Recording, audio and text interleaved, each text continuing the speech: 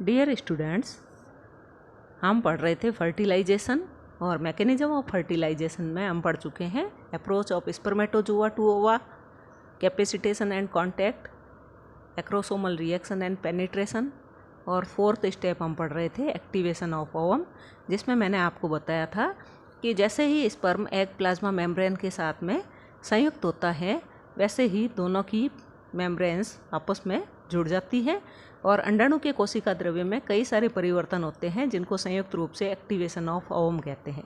जिसमें फर्स्ट था colour change, second था formation of fertilisation cone, third था early changes after sperm fusion, fourth था cortical reaction and formation of fertilisation cone, जिसमें था कि स्पर्म के कॉन्टैक्ट साइट पर कॉर्टिकल कणिकाएं फट जाती हैं जिससे कि एंजाइम, संरचनात्मक प्रोटीन और म्यूकोपॉलीसेकेराइड का मिश्रण स्वतंत्र होता है।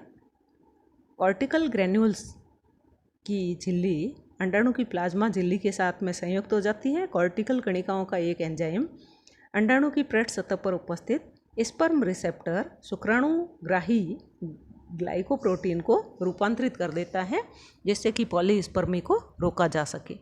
ट्रिप्सिन एंजाइम जो कि प्लाज्मा मेम्ब्रेन और विटेलाइन झिल्ली के बीच में उपस्थित बॉन्ड को तोड़ देता है जिससे कि विटेलाइन झिल्ली प्लाज्मा मेम्ब्रेन से स्वतंत्र हो जाती है।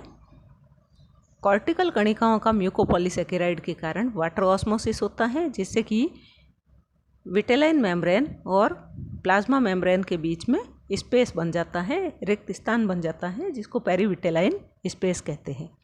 कॉर्टिकल कणिकाओं का एक अन्य एंजाइम परऑक्सीडेज ए विटेलाइन झिल्ली के प्रोटीन के टायरोसिन सिरों द्वारा क्रॉस बॉन्ड बनाते हैं जिससे कि विटेलाइन मेम्ब्रेन थिक हो जाती है, मोटी हो जाती है, जिसको आप फर्टिलाइजेशन मेम्ब्रेन कहते हैं। विटेलाइन पेरीविटेलाइन स्पेस में एक अन्य हाइलाइन लेयर का चाप स्तर निर्मित होता है जो कि पॉलीस्पर्मी को रोकता है और ब्लास्टोमियर्स को बांधे रखता है। इसका अंतिम है एक्टिवेशन ऑफ ओवम का अंतिम पॉइंट है मेटाबॉलिक एक्टिवेशन। इसमें फर्स्ट है इंक्रीज ऑफ ऑक्सीजन कंजप्शन। उपापचयी सक्रियण में फर्टिलाइज्ड एग में या तो ऑक्सीजन उपभोग की दर बढ़ जाती है जैसा कि सी अर्चिन में होता है या कम हो जाती है जैसा कि कीटोप्टेरस में होता है या स्थिर रहती है। ब्रेकडाउन ऑफ पॉलीसेकेराइड्स, तो पॉलीसेकेराइड के विखंडन की दर बढ़ जाती है, प्रोटीन सिंथेसिस की दर बढ़ जाती है और जल, फॉस्फेट, पोटेशियम, इथाइलिन ग्लाइकोल के लिए अंडाणु की झिल्ली की पारगम्यता बढ़ जाती है। प्लाज्मा मेम्ब्रेन में एडिनाइल साइक्लेज एंजाइम सक्रिय हो जाता है जो कि 3,5 साइक्लिक एएमपी का निर्माण करता है। आयोनिक चेंजेज, इसमें एग में सोडियम, पोटेशियम और कैल्शियम की कंसंट्रेशन बढ़ जाती है। वो एंजाइम चेंजेज जिसमें निकोटिनेमाइड एडिनिन डाइन्यूक्लियोटाइड एटीपी के साथ में एनएडी काइनेज एंजाइम की उपस्थिति में जुड़ता है और NADP nicotinamide adenine dinucleotide phosphate का निर्माण होता है। लास्ट है इनिशिएशन ऑफ माइटोसिस।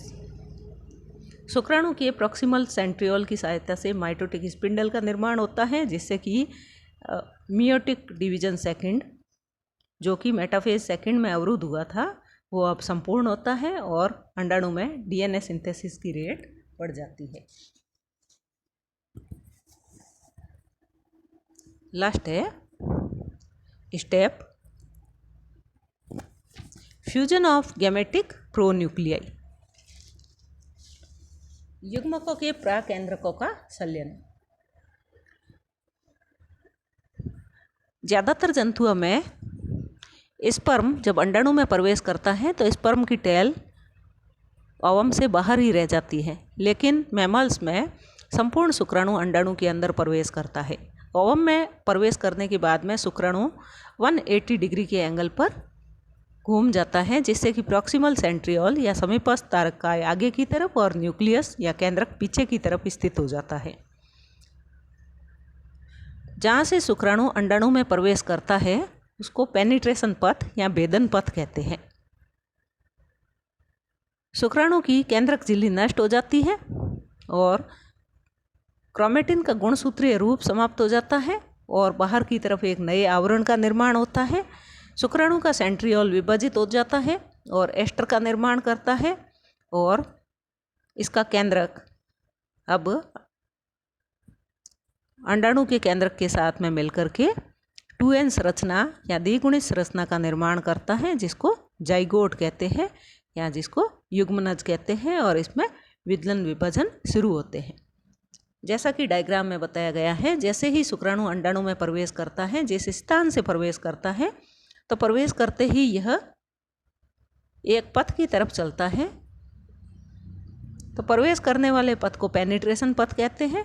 और यह जब अंडाणु केंद्रक के साथ में मिलने के लिए जिस पथ पर जाता है उसको कपलेशन पथ कहते हैं। और यहाँ पर जाइगोट फॉर्मेशन होता है, युग्मनज का निर्माण होता है। और युग्मनज का निर्माण होने के पश्चात यह केंद्रक एक अन्य स्थान की तरफ गति करता है, जिसको क्लीवेज पथ कहते हैं, जिसमें कि जाइगोट न्यूक्लियस निश्चित दिशा में गति करता है। इसके बाद में है बायोकेमिस्ट्री ऑफ फर्टिलाइजेशन, निषेचन की जैव रसायनिकी।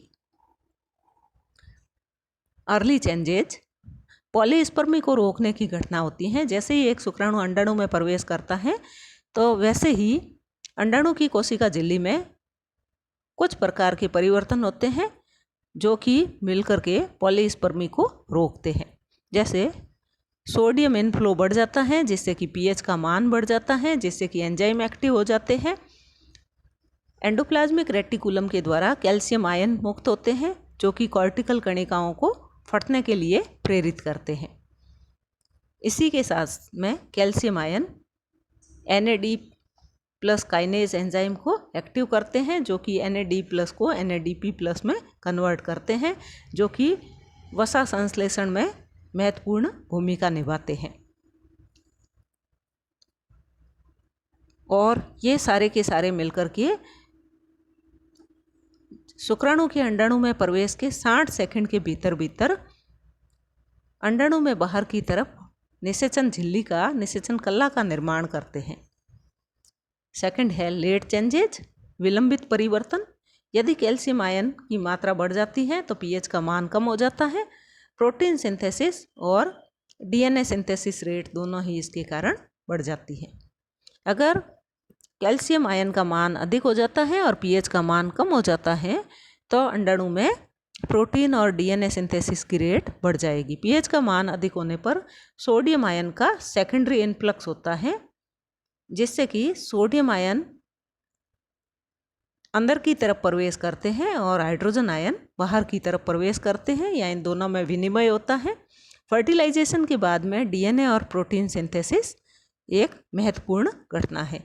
बायोकेमिस्ट्री ऑफ एग एक्टिवेशन, अंडाणु सक्रियण की जैव रासायनिकी। सी अर्चिन और मैमल्स में एग का एक्टिवेशन एंडोप्लाज्मिक रेटिकुलम से कैल्शियम आयन के मुक्त होने के कारण होता है। स्पर्म के एग प्लाज्मा मेम्ब्रेन के साथ में फ्यूजन के बाद में झिल्ली में उपस्थित एंजाइम से सेकेंडरी मैसेंजर का निर्माण होता है। जैसे ही स्पर्म एग प्लाज्मा मेम्ब्रेन के साथ में फ्यूज होता है, तो मेम्ब्रेन में उपस्थित एंजाइम सेकेंडरी मैसेंजर का निर्माण करते हैं और यह मैसेंजर एग साइटोप्लाज्म में डिफ्यूज हो जाता है।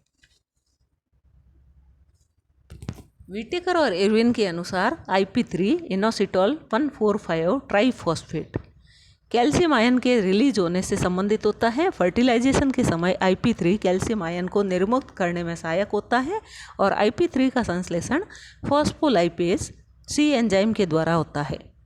Phospholipase C enzyme phosphatidyl inositol 4,5 biphosphate को स्प्लिट करता है, जिससे कि डाईएसाइल ग्लिसरॉल का निर्माण होता है और प्लस IP3 या इनोसिटोल 1,4,5 ट्राइफॉस्फेट का निर्माण होता है। IP3 या इनोसिटोल 1,4,5 ट्राइफॉस्फेट एंडोप्लाज्मिक रेटिकुलम को कैल्शियम निर्मुक्ति के लिए प्रेरित करता है और डाईएसाइल ग्लिसरॉल प्रोटीन काइनेज C को एक्टिव करता है, जो कि सोडियम हाइड्रोजन कैरियर को सक्रिय करता है, जिससे कि सोडियम और हाइड्रोजन आयंस का विनिमय होता है, जो कि रिसेप्टर का या शुक्राणुग्राही का विन्यास परिवर्तित कर देते हैं, जिससे G प्रोटीन को एक्टिव किया जाता है और फॉस्फोलाइपेज C को एक्टिव किया जाता है, जो कि IP3 की उत्पत्ति में सहायक है। लास्ट है प्रिवेंशन ऑफ पॉलीस्पर्मी। बहुशुक्राणुता को रोकने की क्रियाविधि। 2 प्रकार की पॉलीस्पर्मी पाई जाती है। फर्स्ट है फिजियोलॉजिकल पॉलीस्पर्मी।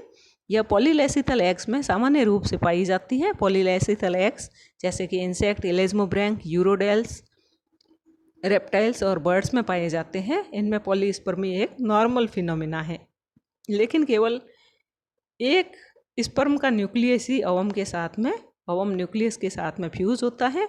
बाकी वाले शुक्राणु के केंद्रक अंडाणु में प्रवेश करने के बाद में नष्ट हो जाते हैं। सेकंड है पैथोलॉजिकल पॉलीस्पर्मी, रोगजनक बहुशुक्राणुता। जैसे कि सी अर्चिन में अगर 2 स्पर्म अंडे में अगर प्रवेश कर जाते हैं तो जाइगोट, निर्मित होने वाला जाइगोट 2n डिप्लॉइड के स्थान पर ट्रिप्लॉइड होगा, जिसमें कि बनने वाले ब्लास्टोमियर्स में गुणसूत्रों की संख्या भिन्न भिन्न हो जाएगी, जिससे कि बनने वाला भ्रूण जो है वो नष्ट हो जाएगा। एरर्स इन फर्टिलाइजेशन, निषेचन में त्रुटियाँ।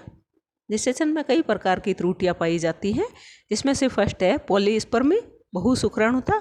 एक से अधिक शुक्राणु जब अवम में प्रवेश करते हैं और उनके केंद्रक अंडे के केंद्रक के साथ में संयुक्त हो जाते हैं तो भ्रूण जो है वो पॉलीप्लॉइड, ट्रिप्लॉइड या पॉलीप्लॉइड बनता है, जिसमें कि बनने वाली कोशिकाओं में गुणसूत्रों की संख्या जाति विशिष्ट नहीं रह करके चेंज हो जाती है, जिससे कि बनने वाला भ्रूण अपने परिवर्धन की प्रारंभिक अवस्थाओं में ही नष्ट हो जाता है। सेकंड है पॉलीएंड्री। एक से अधिक स्पर्म न्यूक्लियस अवम न्यूक्लियस से जुड़ जाते हैं। यह भी पॉलीस्पर्मी की क्रिया है, जिसमें कि बनने वाले जाइगोट में गुणसूत्रों की संख्या अधिक हो जाती है। पॉलीगाइनी, इसमें पोलर बॉडीज भी अवम से अलग नहीं होकर के अवम के साथ में ही फ्यूज हो जाती है, जिससे कि अवम में गुणसूत्रों का हैप्लॉइड सेट नहीं रह करके डिप्लॉइड या ट्रिप्लॉइड सेट बन जाता है। गाइनोजेनेसिस, इसमें शुक्राणु अंडाणु में प्रवेश तो करता है, लेकिन शुक्राणु का केंद्रक अंडाणु के केंद्रक के साथ में संयुक्त नहीं होता है और भ्रूण का परिवर्धन सिर्फ अंडाणु के केंद्रक के द्वारा ही किया जाता है। पार्शियल फर्टिलाइजेशन, आंशिक निषेचन। शुक्राणु अंडाणु को एक्टिव तो करता है, सक्रिय तो करता है, लेकिन उसके साथ में फ्यूज नहीं होता है।